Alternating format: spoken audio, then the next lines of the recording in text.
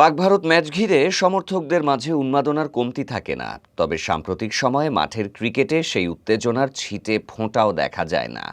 গেল কয়েক বছরে দুই চির প্রতিদ্বন্দ্বী দলের মুখোমুখি লড়াইয়ের ফলাফলটা যেন ঘুরে ফিরে একই।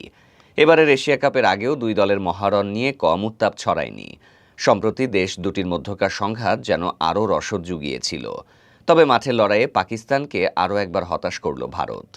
রোববার 14 সেপ্টেম্বর দুবাই আন্তর্জাতিক স্টেডিয়ামে এশিয়া কাপের হাই ভোল্টেজ ম্যাচে পাকিস্তানকে 25 বল হাতে রেখে 7 উইকেটে হারিয়েছে ভারত। টসে জিতে আগে ব্যাট করতে নেমে নির্ধারিত 20 ওভারে 9 উইকেট হারিয়ে 127 তোলে পাকিস্তান। জবাবে ব্যাট করতে নেমে মাত্র 16.5 ওভারেই 3 উইকেট হারিয়ে লক্ষ্যে টপকে যায় ভারত।